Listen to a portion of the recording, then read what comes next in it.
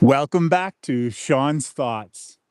You're live here with me on the riverside, the riverbank, I guess they would say in some places, sitting looking at this interesting thermal filter that I'm using on my camera right now. I often talk about how we can perhaps see the world through differing perspective and how all of this differing ways that we can see things collectively and individually perhaps can sometimes bring about massive change when it comes to you know respecting one another's beliefs on how things see and how things appear essentially, and how each one of us goes through our own unique experiences. And that's kind of something that I myself have been working with, I'll say, over the last course of this past year, trying to come to the realization that me sharing my thoughts, for example, doesn't mean that I'm impressing or pushing anyone to believe what I believe, but yet through the act of sharing and caring, like the Care Bears, as I always like to talk about, we can, perhaps explore the different perspectives and possibilities of what our world could be. And so today on Sean's Thoughts, I've essentially, started today off the same as I have for the past few weeks, in which I get up in the morning and I read a book which inspires me and enlightens me perhaps to new interesting thoughts. And then I continue on creating something. And in the form of today's this morning, I created a new video with with my talking porcupine, my talking meditating porcupine, in which he expresses a quote from the book that I was reading. This book that I was reading this morning was called A World Made New, and it's a channeled text by Paul Selig.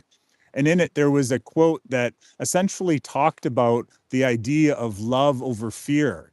But it really went down to the fact that fear itself requires us to feel fear. And the moment that we step away from, being within fear, we are essentially relieving ourselves of fear, because fear only exists as long as we empower it. And that's kind of the same way if you subscribe to the ideas and the philosophies and the concepts that the GIA report, for example, shares with us, that, the world outside of us, the world that surrounds us, and even many people in our lives, they are powered by fear and they thrive through fear, but not necessarily they themselves. The system that they have been in, we have all been in, has thrived upon sharing of fear. But yet, once we step outside of fear, we allow for the possibilities of, amazing things happening. And so, even with this frame right now, I normally love to showcase frames where I can see the beauty of natural beauty. And yet there is the possibility that perhaps one day I'll actually take this thermal video that I've let now run for 3, 4 minutes and use this as a do no thing video, because that chair is definitely doing no thing. And yet, I'm going to now turn off the frame or turn off the filter,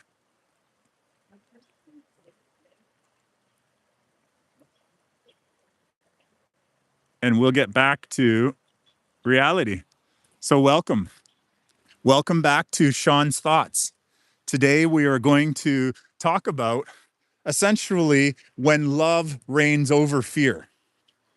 So I'm just going to step into this mud here and have a seat with you. So welcome. My name is Shawn, and that's Shawn with a W. And you're here with me sitting in a river, sharing you with my thoughts. And essentially, these thoughts, as I've often talked about, aren't just necessarily my thoughts, meaning that I kind of believe, or I have faith, that a lot of the ideas and possibilities of, what the world could be, or even what our daily lives could be, are floating all around us. Actually, I was thinking of doing a podcast where I was going to talk about the possibilities of where thoughts come from. And yet, when I was reading the book today, I stopped immediately at the quote that I put in that video, and I'll highlight it here. I'll add it into the video when I properly publish it, or this video, I mean. So you can go share your time with that 30-second little comical love over fear video that I created. And, you know, I came across this idea that it's important for us to recognize the value of both fear and love, meaning that fear essentially plays an important role in our lives. Like the book that I was reading, it was talking about the importance of utilizing fear when it comes to, self-preservation. The idea that a saber-toothed tiger is running at you and, you have to kind of utilize that fear, you can kind of say, but not necessarily fear of, what isn't, but what actually is. So when you are faced with obstacles, fear can sometimes be used in a world of polarity as a tool for, removing yourself from that threat. And yet I've come to understand through all my studies and research that perhaps the opposite of love is fear, meaning that in a world that's filled with vastness and abundance of love, would fear really ever exist? And when you think about it, possibly not. When a society, for example, would be filled with an abundance of love for community and for harmony and for each other, then there wouldn't necessarily be any reason to fear anything. And I mean, when we're living in a space where we love our neighbors and we love our families and we love our friends and we love the people who are out there doing whatever it is that they're doing in order to support us overall as a community. And we rely or we, express this idea of always assume positive intention, which is something that I heard as a motto for United News Network from Sonny Galt. If we lived in a world where we trusted that love was always there, not just the love of all those things that I said before now, but also the love of nature, the love of God, if we recognized and trusted that that love was always there, then would we even have fear? Would we require fear? See, I've always had this idea that one of the things I wanted to do in my life was to sleep with a giant grizzly bear. And interestingly enough, when I tell people that, instantly there is a fear reaction. I get told that all these things that, perhaps could limit me from doing that. And yet I recognize that part of the experience of fear is that we project fear on other things. So for instance, I was watching this video or this series and it was about the dog whisperer. And there was a time where, or an episode where the dog from the man, I forgot his name, it didn't really matter, but he was walking his dog. And when he would walk by certain things, the dog would start barking out of control and it would get very defensive and almost violent. And what the dog whisperer did, see, he would later walk that exact same dog in front of the man even sometimes, and the dog would not react the same way that the dog would react when the man and the owner of the dog and the dog would walk. And what the dog whisperer explained is he said that dog itself wasn't acting that way because of its own actions, that it was picking up on the fear that the owner had. And that could be fear of what they were walking by. It could be fear of, losing control of the dog. It could be any number of fears because we don't all, and I mean animals, Homo sapiens, even plants, we don't all react to fear the same way. And yet, I do believe that the reaction to fear is something that can be felt. There was this book called The Life of Plants, and there was this experiment done where there was these two plants that were at one time connected, means I forgot exactly what it was, but it was something about the plants once lived together or they were once quantumly entangled. Anyways, the scientist, what he did was he took the one plant and he moved the other plant into a different room. And he had all of these machines that were connected to the plant in order to, test its response. And what he would do is he would endanger or threaten the one plant in one room with like a match or some sort of fire. And he noticed through his scientific devices that the other plant was actually able to pick up on that fear from the other plant. That although that plant wasn't being bothered at all, the plant in the other room, which was being threatened or perceivably threatened with fire, was being able to be picked up. So the idea of even a threat does promote fear, not just in us, but in, plant life, animal life, and such. So going all the way back to the idea of, you know, sleeping with a bear, it's because I honestly do believe that part of the reason why there is so much perhaps controversy between man and animal is that the animals themselves can pick up on our fear.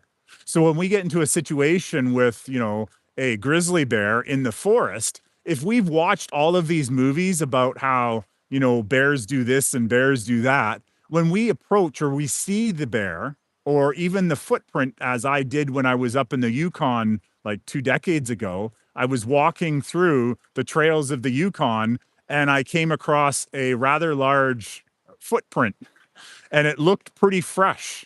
And so instantly I had a fear reaction and we decided to end our journey early, premature than we had planned on it.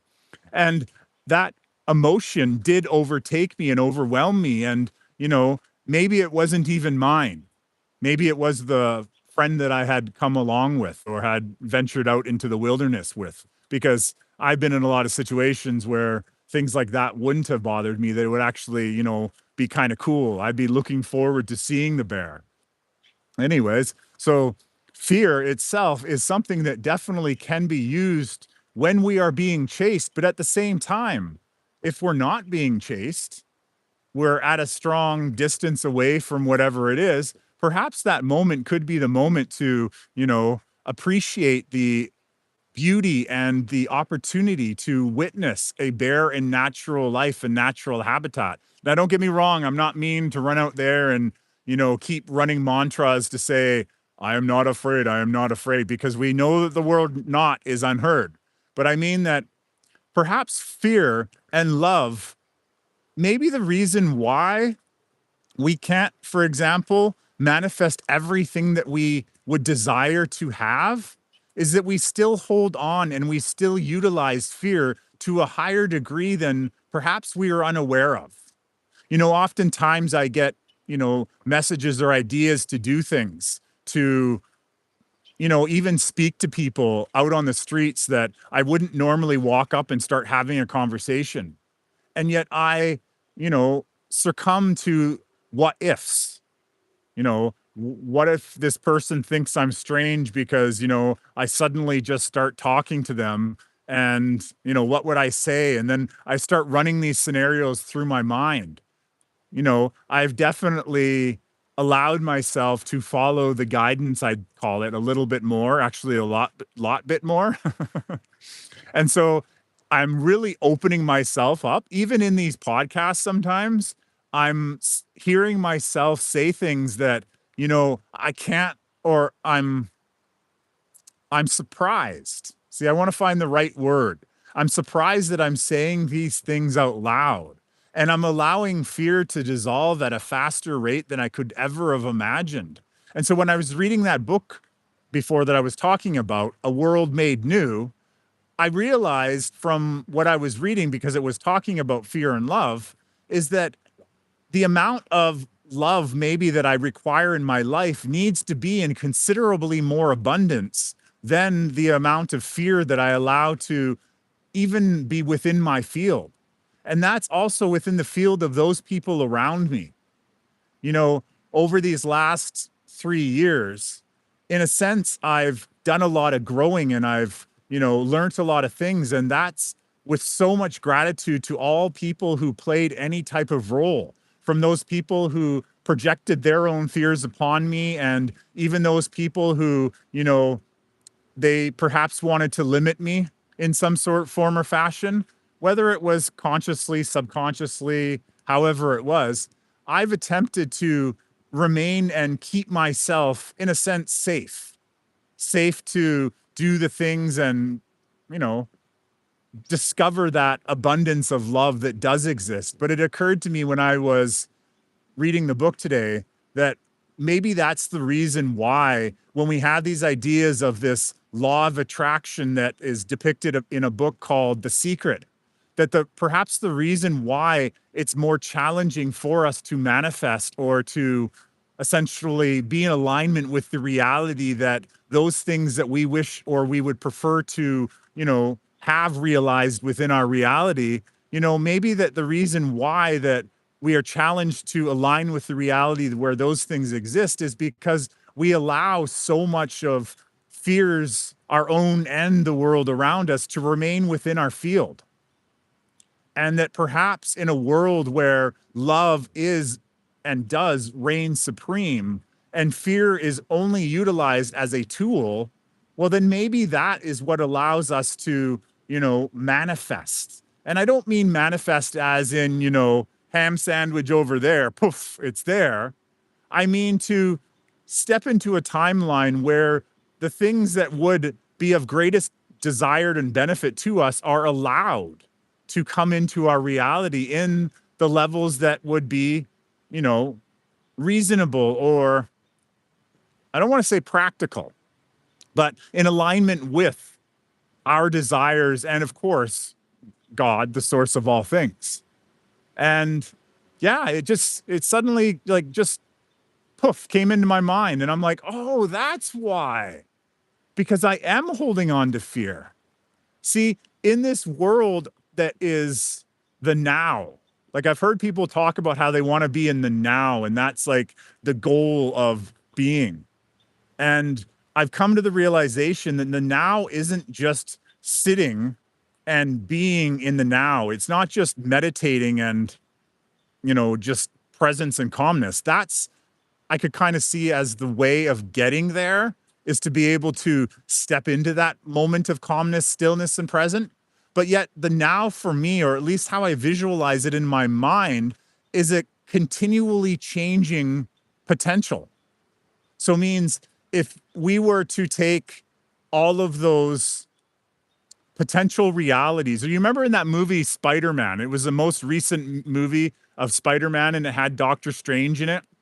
And there was that sequence in the movie where Spider-Man and the girl he was with, they were falling through all of these different realities. And they were, as they moved through the realities, turning into different characters themselves, maybe even. That's kind of what I'm remembering. But nevertheless, the visual of that idea of falling through all the different possibilities of realities. And they called it the multiverse. But yet, what I'm coming to see the now as being more so is the ability to stand in that calmness and stillness and present moment, but yet the path in front of us to possibly constantly change, constantly, have a new potential. And it is irrelevant to whether or not that is visually seen as, a constant change of the channel. Just imagine someone sitting on that old television where when you clicked the channel, it would change dramatically.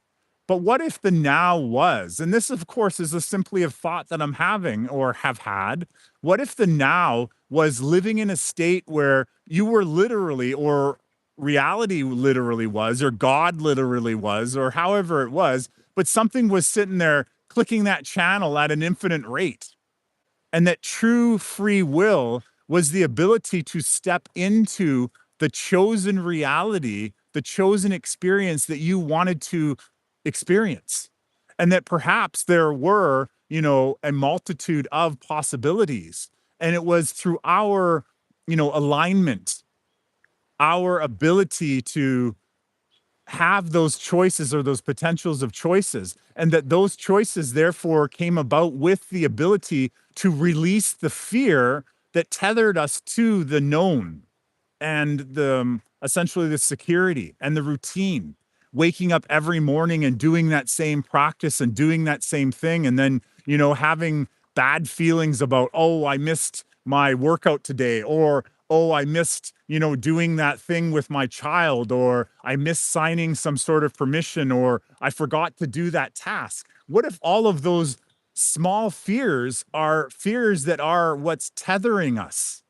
You know, I once heard this amazing piece of wisdom, and it came from a former mentor of mine named Kevin Trudeau. And he was basically explaining that, you know, a lot of times people feel that, okay, if I do 99% of the recipe, I'm going to get 99% of the outcome. But what I came to understand through his, mentorship at that time was that it's important to do, you know, all of the recipe. However, it's also equally important at the time to not have too much concern, to have an so attitude. Because sometimes, even when you're trying to create that recipe and, an accident happens, sometimes that allows for great possibilities. And so maybe, those experiences where we have in life where we're like, well, I intended it to be this way, but I released the fear of having to be perfect or having to do it the way that I wanted to do.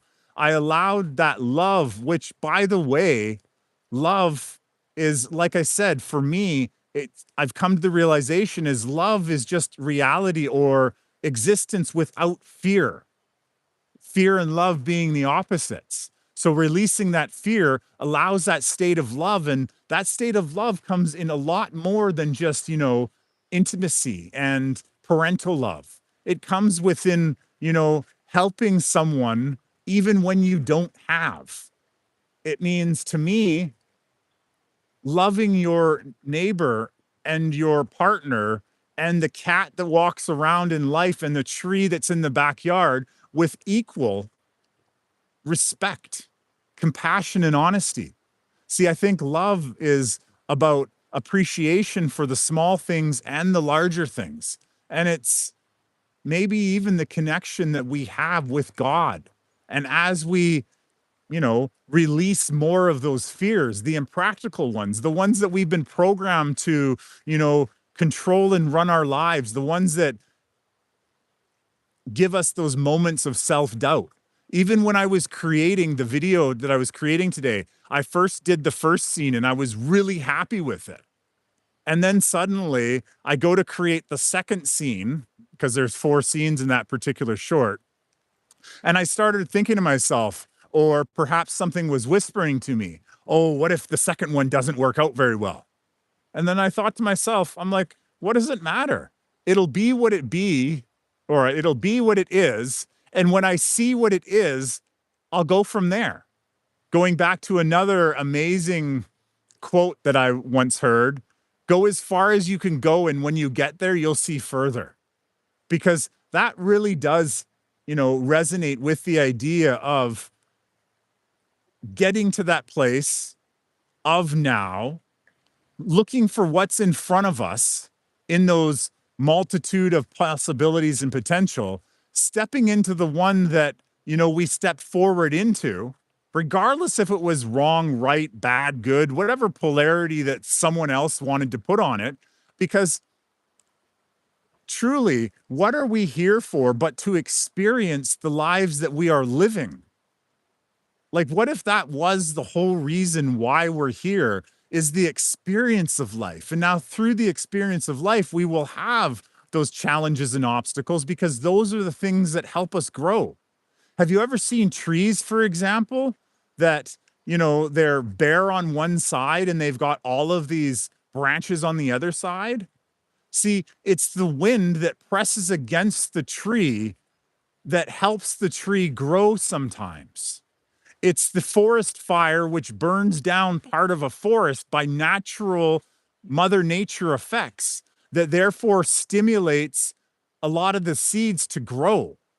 And maybe, just maybe, all of that debris that burns on the ground that falls from the tree, that itself has to be burnt in order to create more organic material so that it therefore goes back into the ground and therefore becomes the fertilizer to help trees grow to those 1,000-year-old trees. The thing is, when we get to that point of now, that ever-changing potential, we truly don't realize, perhaps, or at least I haven't in the past, how much possibility could be there. And when we hold and when we covet and when we grip onto what was, we're sometimes and many times often, at least in my experience, utilizing fear to hold on to the shoreline rather than just, step into the water. Because even if the water's cold, which by the way, it's cold right now. It is cold right now. It's a nice moving water, but it's a little chilly today. That's why I put this rock up here. I don't know if you can see it in the water, but I keep pulling my legs out. But nonetheless, I recognize that this is very great grounding that I'm doing. So, just leaping in the water, for example, rather than worrying about what the temperature is. And of course, if you see that, tidal wave or that tsunami coming at you or, whatever it is, if you see it directly in front of you, then perhaps maybe, just maybe look for somewhere else to swim. But yet, if the waters are clear and the day is, average or better, then sometimes just taking the leap and recognizing that, letting that fear go, letting that, you know, what if negative scenario, and perhaps exploring the possibilities of what if. That's what my whole podcast series, What If the Possibilities, was going to be about. Because for me, what if all of these amazing things could happen? What could our world be looking like? If we lived in a world where love did reign supreme, where if, you know, we imagined what was happening around us was all for the benefit of us, regardless of how we perceived or even sometimes experienced it. Because, they say that hindsight is 2020. And that quote means that, when we look back on what we did experience, often we can see how it benefited us. We can even see how it benefited others. And, it's a lot easier to look back and say, oh, okay, I see why that happened now. But yet, what if we could actually allow for the trusting and be in that world of love? Like, I truly do imagine a world where we are living in a land of beauty and harmony, and we're releasing the need for storing up things in our cupboards and, getting a whole bunch bulk sale at Costco because, they might run out of toilet paper again, or at least might pretend they ran out of toilet paper again to push up the price. We lived in a world of perceived scarcity when in true reality, I see the world is of abundance. You know, Here's another little thing about perception. I had the honor, and I'll say true honor, of driving across Canada. And, I don't know if you've ever looked on a map, but Canada's pretty large. I actually drove from Nanaimo, which is on Vancouver Island, all the way over to Montreal, which is a pretty far drive. I didn't drive at all. I took a little bit of a hop, skip, and a jump with an airplane from Winnipeg to Toronto. But nonetheless, I had the opportunity to drive across Canada, and I was able to bear witness to the amounts and the abundance of nature and beauty along the highways. And some of them did feel like they stretched on forever, but yet there was so much vacant land. And when I mean vacant, I mean places that used to be farms for cattle and for cows and for whatever other wildlife and whatever farm life was out there. They were empty, absolutely empty. I mean, vacant signs. There were abandoned buildings, abandoned towns, so much abandoned stuff because those people had, grown up and moved to the cities. When we are told, for example, that, there's an overpopulation of people on our planet, I want to say BS, because there is an abundance of life, an abundance of land. Actually, I heard of a mathematician once state that if we took all of the world's population, the 8 billion of us who supposedly live here, and we were to place us all on the Baja Peninsula, which, go to your map of North America, it's not all that big, we could all comfortably live within that area and leave the rest of the planet empty. So there's a lot of more love out there. and the love within the people's hearts, love within children, love within community. And I truly would love to be a part of all of that love. So, as I always say, if you're searching for your own community of love, then perhaps you join with me with my thoughts, with my podcast, with my other creations, and help me envision more love for this world. And perhaps, regardless of whether or not we meet in form, or we realize ourselves in conferences, workshops, retreats, and all this other stuff that I have in my thoughts, just by connectively connecting our intentions of discovering love in our own lives and, living love, living a life of love over fear, realizing fear, yes, we can keep it in our back pocket when we need to run away from that T-Rex, that mythical T-Rex, or that saber-tooth tiger, or whatever it is. Maybe that's an important part to have within our pockets. But yet, if we could actually wake up, yawn, reach over there and snuggle with a grizzly bear one day, that would be an amazing world to live in. Wouldn't you agree? And maybe your idea of love, harmony, differs from mine, and that's okay. That's perfectly okay, because these are just my thoughts that I'm sharing with a camera, on a phone, on a live stream, amongst a forest and a river with fish and ducks. Who knows? Anyways, I want to thank you so much for sharing your time and intention with me. And I truly do look forward to reading comments of love and connecting further.